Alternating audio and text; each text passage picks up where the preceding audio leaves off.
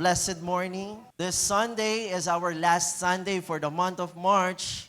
And every last Sunday of every month, we are having a family day.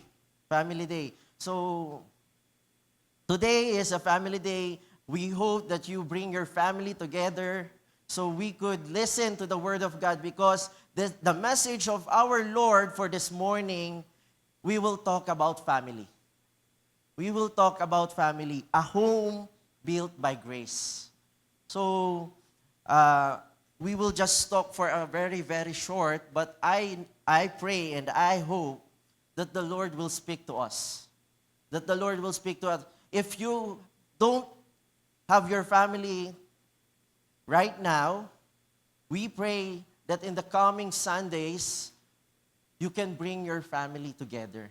Because it is very important that as a family, we pray together, we study the Word of God together, and we serve the Lord together. So, this morning, we will talk about a home built by grace. Before we start, let me ask something. Something simple. How many of you here grew up in a perfect family? No one? No one, right? Because the truth is, there is no perfect family. Some families are loud, some families are emotional, some families are broken, and some families are healing. Some families still figuring things out.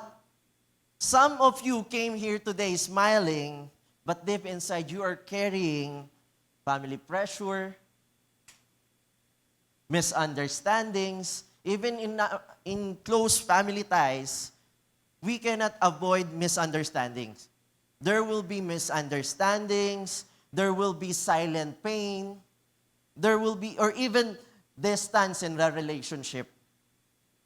Maybe some of you here, you don't communicate or you don't talk anymore with some of your families. But today, the Lord will speak to us. The Lord will communicate to us that it is a different thing, that our home, not our house, but our home is built by grace. And here's what many people believe. If our family was just better, then we would be okay. Minsan, paunti-unti lang po magtatagalog ako. Minsan, ang akala po natin, kung mas okay lang si mama, si papa, kung mas okay lang yung anak ko, kung mas okay lang yung kapatid ko, kung mas okay lang ako, then we should be okay. But the Bible teaches us something different. A strong home is not built on perfection. So hindi po natin masasabi na maayos ang isang tahanan pag perfect ang bawat isa. So we could expect some mistakes, some struggles, because strong home is not also built at performance. If you perform well, as a child, I thought that my parents will love me more if I will just perform better. If I will go to school and get high grades. I have this kind of mindset before that my parents will not be proud if I'm not on the top. That I should be not just in second place, third place, fourth place, but I should be in the first place so they can love me more. But it's wrong, because a strong family, a strong home is not built on performance. It is also not built on pressure. Many children today, they felt pressure in their homes. And a strong home is built, we should understand this. A strong home is not built on perfection. A strong home is not built in performance. A strong home is not built on pressure, but a strong home is built by grace. It's only by the grace of God, that's why our family is still intact, is still together. It says in Ephesians chapter 2, verse 8 to 9, "For it is by grace you have been saved through faith. And this is not from yourselves. It is gift of God, not by works, so that no one can boast." So let us be reminded, it means that we are not saved by grace. We are not saved by our performance. It says, "For it is by grace that we have been saved." You are not saved because you are perfect. You are not saved because you do a lot of things. You are not saved because you give a lot to the church. You are saved by the grace of God. You are saved because God is a gracious God. Can you tell your neighbor, our God is a gracious God? What it means by grace? Grace means God gives love even when we don't deserve it. Wala pa tayong ginagawa, mahal ka na ng Lord. Mahal na tayo ng Lord. That's why it is called grace. Because we cannot fathom how deep, how far the love of God is. And still, if we look ourselves in the mirror, we will look, Lord, this person is undeserving of your love, but still, you still love this person. Pag iniisip po natin yun, nakakakilig. Na, ako nga, hindi ko mamahal yung sarili ko eh. Pero may Diyos na nagmahal sa akin. Amen po ba? So think about this. Have you ever made a mistake and someone still choose to love you? That's a different kind of love. Because sometimes in the world, love means if you do something for me, I will love you. Minsan nga po, pag nanliligaw, ang sinasabi pa, ibibigay ko ang buong mundo para sa'yo. Susungkitin mga bituin. Di ba? And still, we fail. Because love is not just giving something you can give. Loving someone is choosing them even if they are unlovable. And that's the kind of love that the Lord gave to us. Even if we are unlovable, even if we do mistakes, even if we fail Him, the Lord still loves us. So I choose the word choose because loving someone is a choice. It is a everyday choice that your partner, if you're together with your husband or your wife, you will choose him or her every day. That's the love of God. That's the kind of love that the Lord teaches us. That even if we made mistake, you will choose to love your partner. You will choose to love your family. Because at the end of the day, family is family. That feeling that if we have mistake, the Lord will choose to love us, that's grace. Now imagine this, what if your home feels like every day? Feels like that every day. Not perfect, but full of grace. There will be no pressure. There will be just peace, joy in our house. When grace builds the home, service becomes the culture. Because I believe if you love someone, you will serve them. You will serve them. Why? Loving someone doesn't mean you will just always say, I love you. Loving someone is you will serve him or her, vice versa, every day. Yung simpleng pagtitimpla ng coffee, pagkagising. Diba? Baka mamaya po, nag-uusap na lang tayo, uy, bayarin na naman. It's due. Our bill is due. But sometimes it is a different kind of morning if you will wake up, then your coffee is served to you, right? Lalo na po sa mga coffee lover. So we don't deserve to earn love. So this is the misconception of many.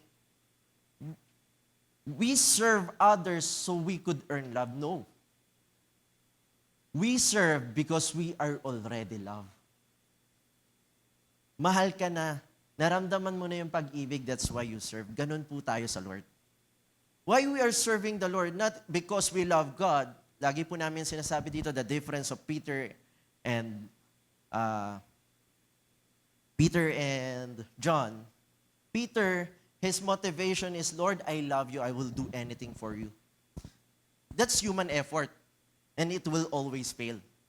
But in John's revelation from God, God loves John very much. That's why he called beloved. And because of that kind of love, John's motivation is, Lord, you love me, that's why I will serve you.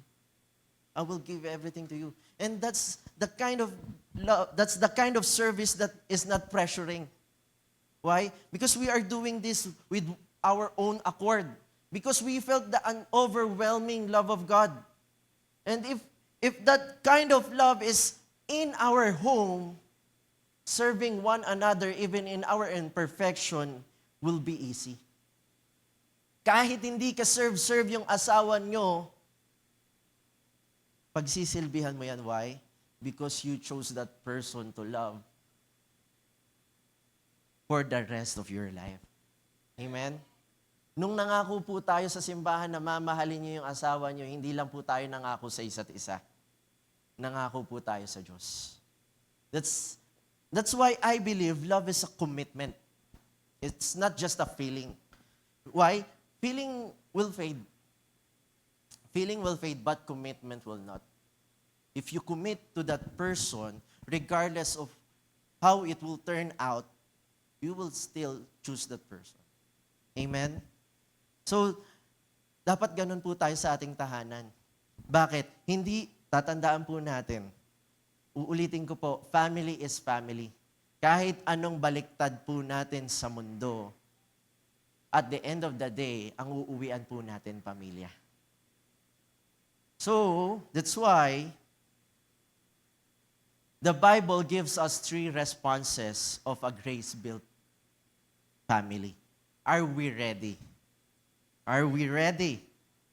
Amen. And for our first response, if our home is built with grace, our response should be serve God as a family. In Joshua chapter 24, verse 15, but as for me and my household, we'll serve the Lord. Amen. That's why I encourage each and every one of us, if you are here and your family is not on beside you, you should pray to God, Lord, I pray that in the coming Sundays, we will serve God as a family. Grace does not remove devotion. It changes the reason why we serve. Before, we make devotion so hindi po kami mapagalitan.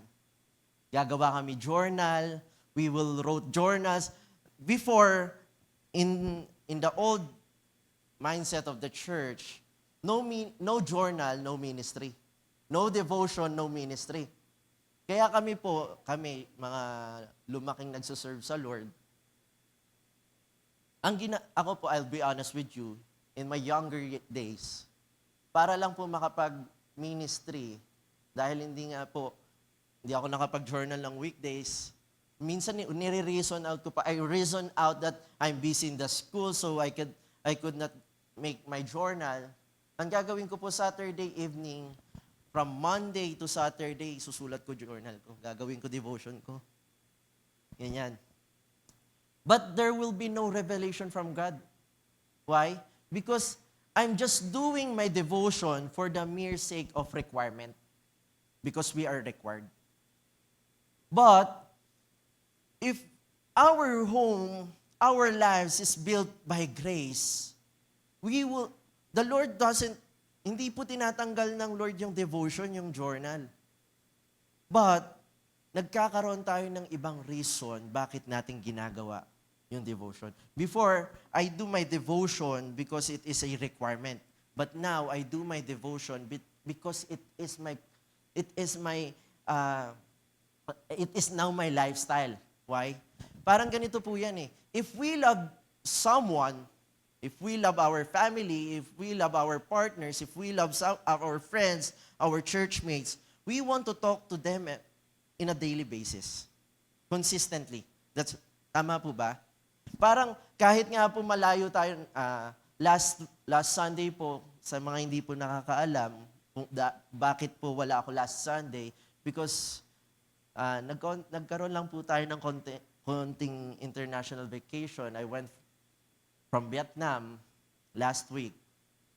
And kahit nandun po ako, I still communicate to my family.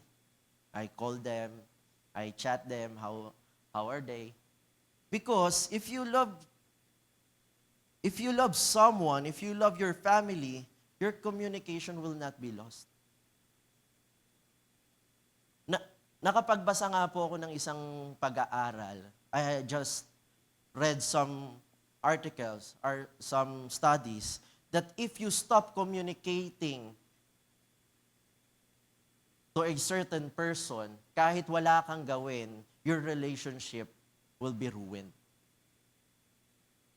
Kahit hindi ka gumawa ng masama doon sa tao na yon, masisira at masisira yung relasyon nyo pag hindi kayo nag-usap for a certain period of time.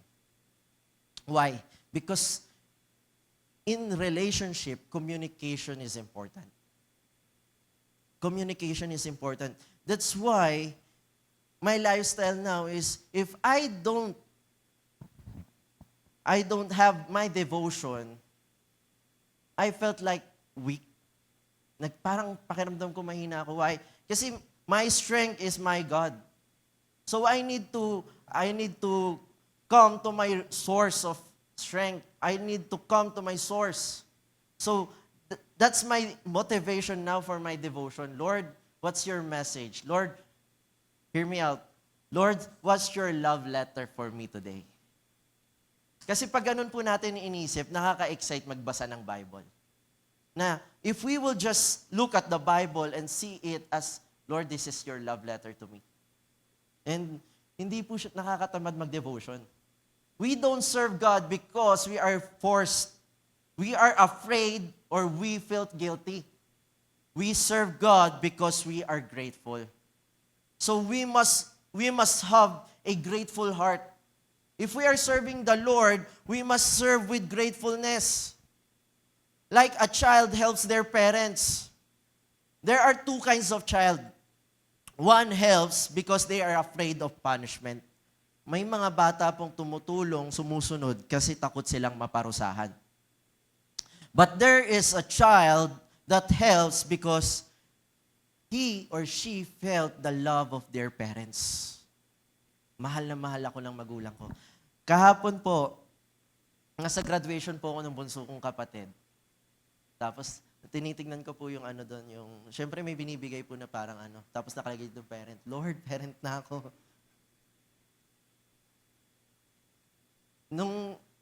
Naalala ko po yung mother ko kasi usually siya po yung uma-attend ng graduation ng bunso kong kapatid. Sabi ko, then naiisip ko, Lord, buti na lang, may magulang ako na nagpalaki sa amin sa pagmamahal. Kasi yung namana ko po sa magulang ko, yun naman po yung dala-dala ko hanggang sa mga kapatid ko. So kahit na puyat, kasi ang aga po ng call time nila, 5 a.m. dapat nandun na po sa PICC. Kaya grabe po, walang tulog. Pero because I love my sibling, I'll do it.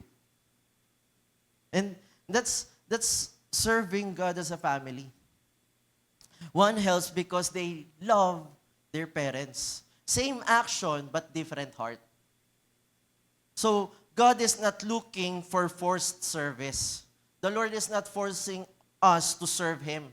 Sabi nga po ng salita ng Diyos, kahit ang bato, kaya niyang gawin, sumamba sa Kanya. So, Kahit walang tayo, may Diyos. But tatandaan po natin, kung walang Diyos, walang tayo. He is looking for family devotion.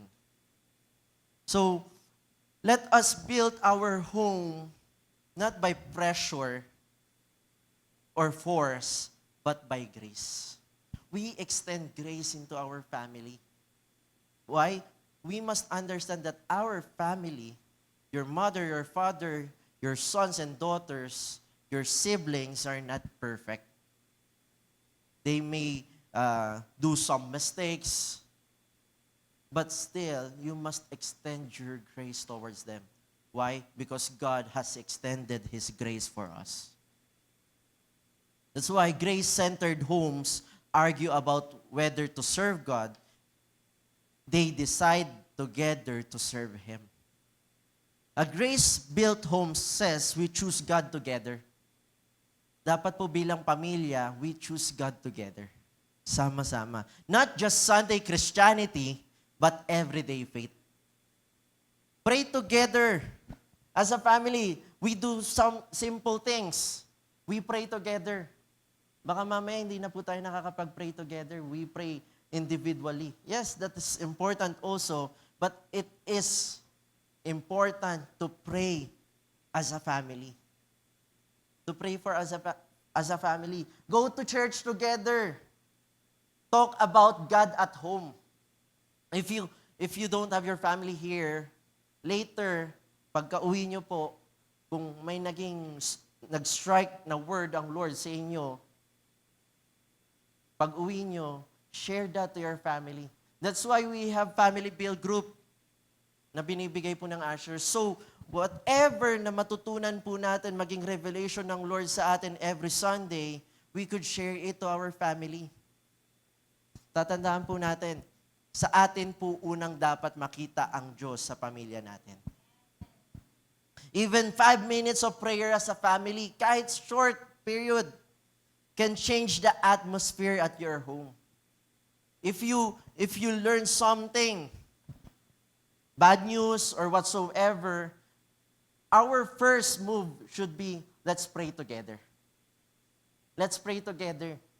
If we receive the tuition, we will say to our children, not, wala tayong pera, but we'll pray.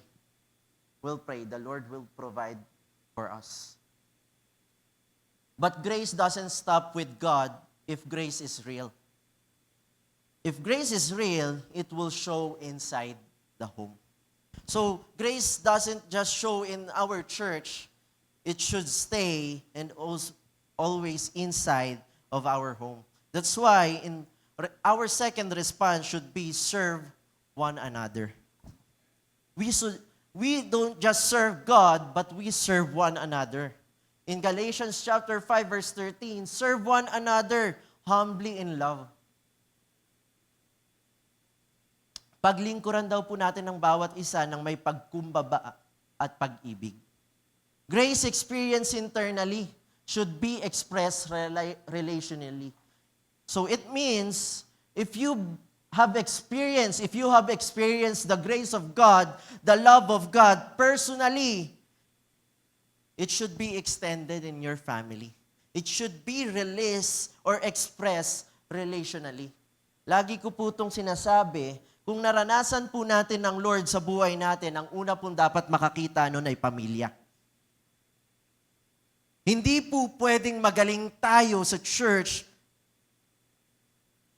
but bagsak tayo sa pamilya. If God has been gracious to you, you should also be gracious to your family. Sometimes we are kind outside. Hear me out on this. Sometimes we are this. We are kind outside, patient in church, patient in your neighbor, smiling with friends, but at home, short-tempered, easily irritated, quick to judge. Minsan ganun po tayo eh. Ang galing po natin sa ibang tao, pero pagdating sa pamilya natin.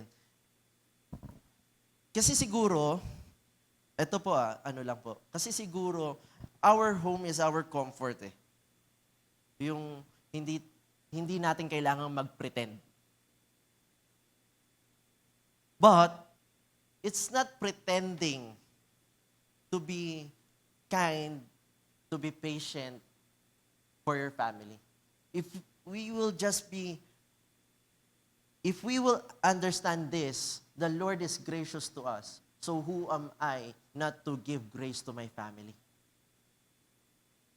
Kahit po sabihin natin, pastor, yung partner ko parang,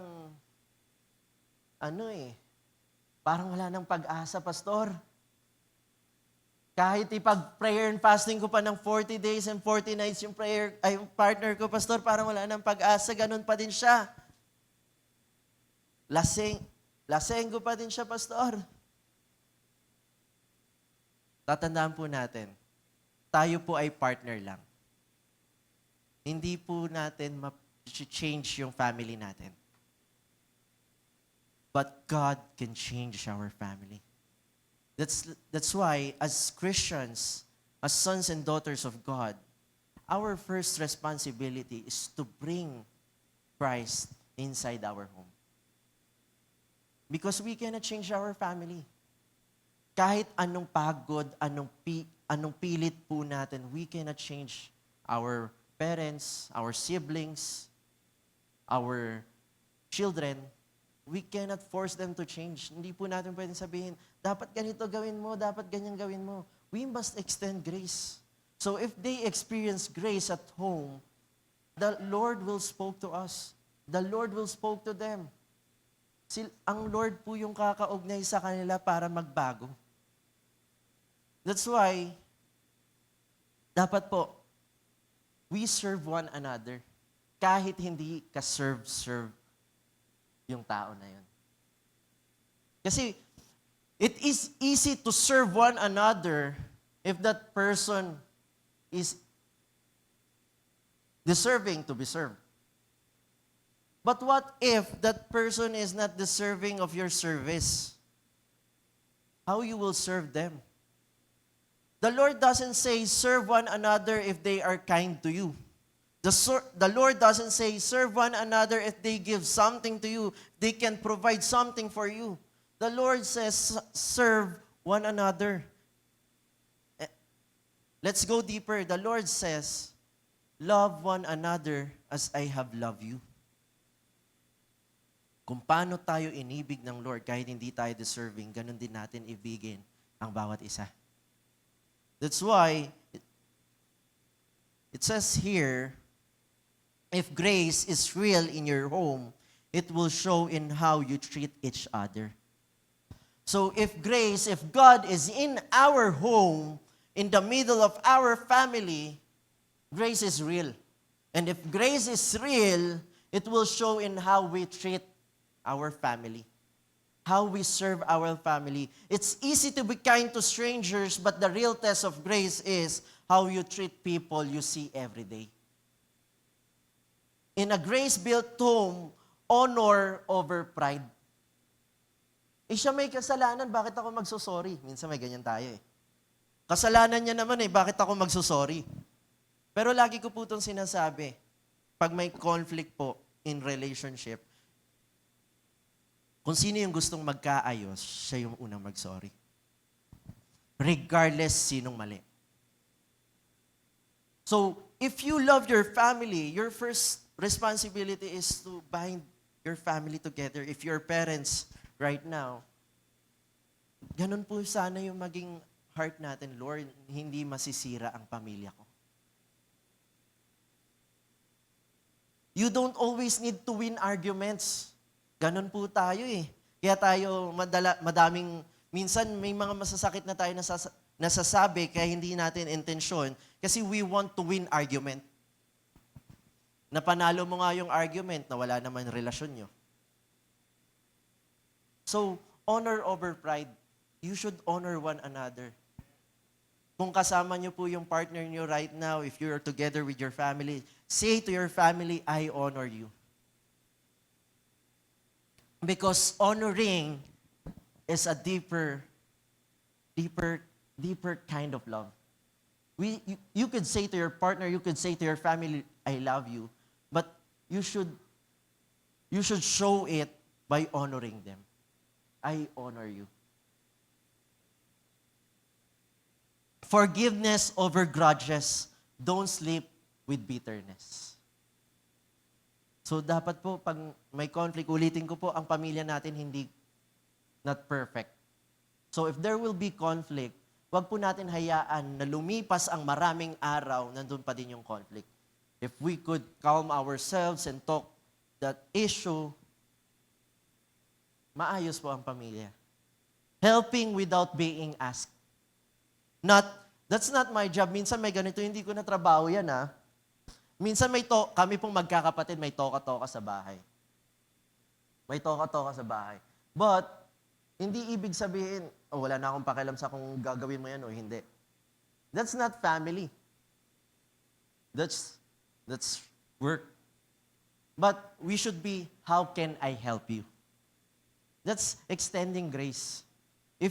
Pag nakita po natin yung family natin struggling with something, our response should not be, hindi ko na problema yan. But our response should be, how can I help you? Simple things. Baka hindi na natin nagagawa. Hug your parents. Yakapin mo yun. Hug your family. Mamaya pag uwi mo, yakapin mo, sabihin mo, I love you, I honor you. Or say sorry first. Say sorry first. Hindi po nakakasira ng pagkatao ang pagsasabi ng sorry. Lakas po. Help with chores without complaining. Hindi yung tumulong ka na nagreklamo ka pa. These are small things, but they build a strong home. And sometimes, those small things, that matters. Yung simpleng pagtitimpla ng kape, simpleng I love you, simpleng yakap, na minsan nakakaligtaan po natin. We forgot those things. And minsan, kaya nagiging irritable ang bawat isa kasi hindi na nila nakikita yung grace na sa bahay. So we should extend the grace of God in our home. Now, here's something beautiful. When grace fills your home, it doesn't just stay inside. Response number 3, serve others as a family. So if we are serving God, and if we are serving one another, we should serve others as a family. Just like in Matthew chapter 5, verse 16, let your light shine before others. A grace-built home becomes a light-giving home. Dapat sa tahanan po natin, kung gusto po, ganito po yan. Una, magsisimula po sa atin. If we want a grace built at home, it should start in us. So yung light po ng Lord dapat unang makita sa atin. At ang unang makakakita, our family. Then, if our family see the light of the Lord, together as a family, our home should be a lighthouse. Ito naman po yung magiging lighthouse ng community natin. So, nakakahawa-hawa po yan. And eventually, once the community has been inspired by our home, our community in Gentry will be a lighthouse in Cavite. And eventually, in Cavite, in the Philippines going worldwide. Ibig sabihin po, in that simple thing, it go beyond our imagination. So, kaya nga po, ang basic unit ng society ay family. How we build our family is how we building our community. How we are building our nation. So, if we want a nation built by grace, it should start in our homes. Think about house with lights. If the light is on, people outside can see it. In the same way, when grace is in your home, people around you will feel it. Bakit dun sa bahay na yun parang ang gaan? Bakit doon sa bahay na yon parang ang saya-saya lang nila? Because there is a grace. Nandun po ang grace ng Lord. Your family isn't just called to be blessed. Your family is called to be a blessing. Our responsibility hindi lang po ma-bless yung family natin, but yung family natin ay maging blessing sa iba. As a family, you can help each other together. Invite people to your home. Serve in church together. Be intentional in kindness. Even simple things, sharing food, encouraging someone. Dati po uso yung magkakapit-bahay, nagsisharean ng ulap. Tama po. Di ba may mga ganon na, oy, nagluto kami, medyo naparami yung luto namin, tikman mo. Di ba? That's how you serve with others as a family. Di ba? Encouraging someone, helping a neighbor. Minsan, naalala ko po ganun si mama. May kausap siya, nakapit-bahay. Tapos, ay, yung anak ko, kayang gawin yan. E di, tatawagin niya po ako, tapos papagawa niya sa akin. Minsan ganun dapat tayo in our neighbor. These are small acts, but they reflect a big God. If our neighbor, baka mamaya kaya nahihirapan po tayong i-invite yung kapitbahay natin kasi hindi makita sa pamilya natin na Kristiyano tayo. But if they will saw, this family is different. Their home is different. What's their secret? Pag in-invite po natin yan sa church, they will come. Why? Kasi they have seen the grace of God in our home. So we see this, a home built by grace will serve God. If we have experienced grace in our home, we will serve God. Next, we will serve one another. And last, we will serve others as a family. But here is the most important part. In our conclusion, we must stay rooted in grace. Kasi minsan po, we experience grace, we share grace, pero bumabalik tayo sa law. Dapat gawin to, dapat gawin yan. We should do this, we should do that. But it's not grace anymore. If we will just say to the person, I will love you, if you'll do this, you will do that, that's not grace. We must extend patience. If you invite your family and still they are not coming, you must extend your grace. We will not say wala na siyang pag-asa, but we will pray for them. You will not quit on your family. You cannot maintain a grace-built home with a performance mindset. If I will do this, if I will be excellent on this, maybe my family will be proud of me. No. Performance mindset says, I have to prove myself. You don't to prove anything. I must always be right. You will never be always right. I need to earn love. You don't need to earn love. You are already loved. But grace says, you are already loved. Say to your neighbor, you are already loved. The moment grace is forgotten, pressure enters the room. Pag nawala na po ang grace sa tahanan natin, papasok na naman po yung pressure. That's why grace must stay rooted in our home.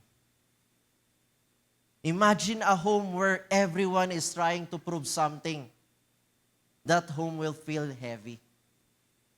May tension pag lahat may kailangang patunayan. But now imagine a home where everyone feels accepted. Pagtanggap lahat. That home feels peaceful. Meron po akong nabasa before I end. I have read something in the Facebook.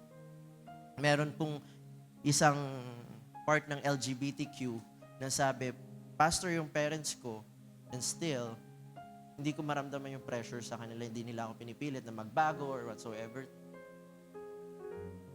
Then, people in the comments says, ay, tinotolerate ka ng magulang mo, ganyan-ganyan. Pastor sila, tapos tinotolerate ka nila. Something in me realized this. That's law. You will force someone to do something na hindi pa nire-reveal ng Lord sa kanya.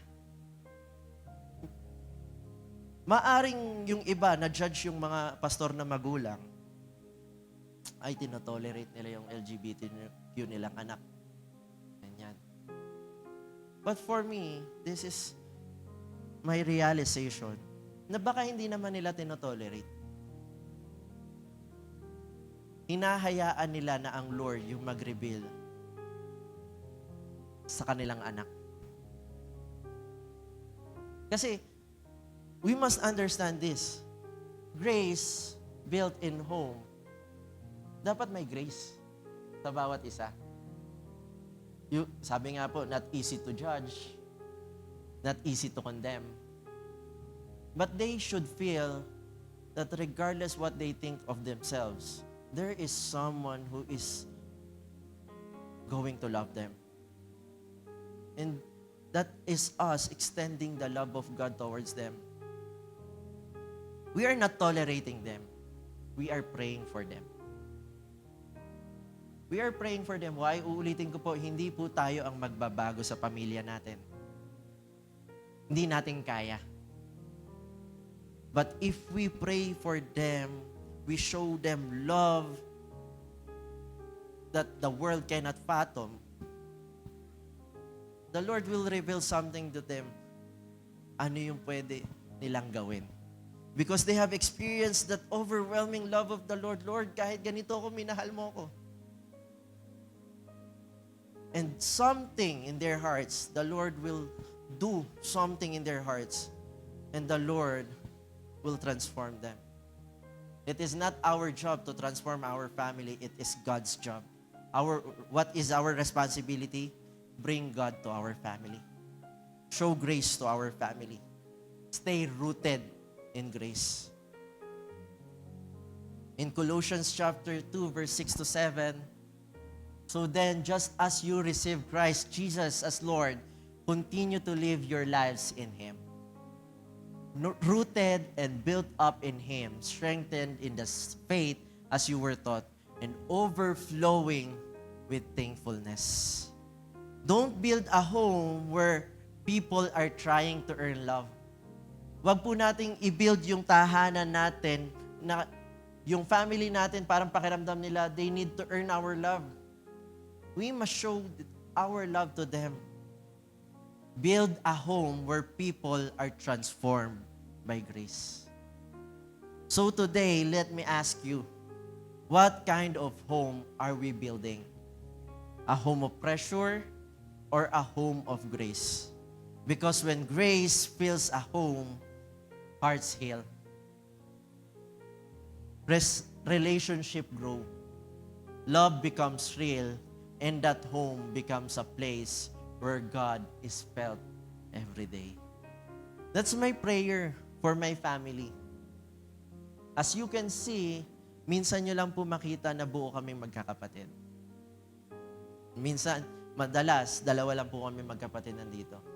But hindi ko po, I just want to express myself, hindi ko po sinusukuan yung mga kapatid ko.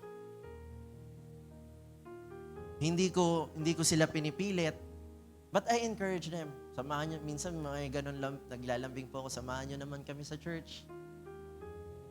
Because I want them to feel that regardless, I love them as their kuya. That whatever will happen, I will be there for them. Because ganun po pinaranas sa akin ng Lord, yung love niya. And I always pray to the Lord that, Lord, Ikaw po yung magbabago sa pamilya. Ikaw yung mag-push sa family ko so we could serve together. So we could serve together. And I pray right now, we will end na po. Let's stand up. I pray, if your prayer is, Lord, I want my whole family. If you have a family na hindi pa nakakatanggap sa Lord, feeling mo sobrang tigas, kahit anong sabi mo, kahit anong encourage mo, hindi talaga siya nakikinig. Walang matigas na puso sa mataimtim na panalangin.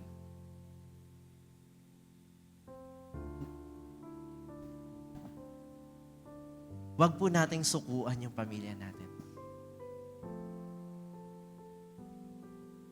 So right now, we will pray. If you are praying, Lord, I want my whole family na makasama ko serving you, going to church, praying together, we will pray. We will pray. And the first step is bring grace to our family. We must show the love of God inside of our family. Let's pray. Heavenly Father, we thank you, O God. Lord, we thank you that you have taught us that grace should not be in the church alone. But Lord, your grace must stay in our home, O God. Lord, I pray that whatever you have revealed to us in this morning, whatever we have experienced this morning, Lord, help us to bring those things to our family, Lord God. And Lord, let our light shine inside our home, O God, so our family could see your grace. Our family could see your love.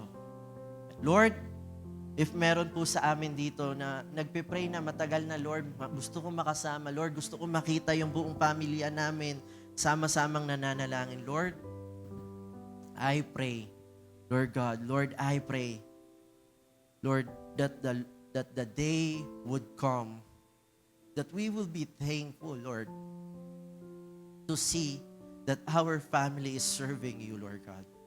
Lord, give us the faith, Lord God, to believe in this, Lord Jesus. Give us the faith, Lord God, to continue to pray for our family, Lord God. Lord, nothing is impossible to you, Panginoon. And Lord, we declare there will be testimonies after testimonies, Lord God. We will say, Lord, thank you. We are serving as a family, Lord God. That's why, Lord, we will declare this. As for me and my house, we will serve the Lord. Lord, maraming salamat. We thank you. We glorify you. This is our prayer in the mighty name for Lord Jesus Christ. Amen and amen.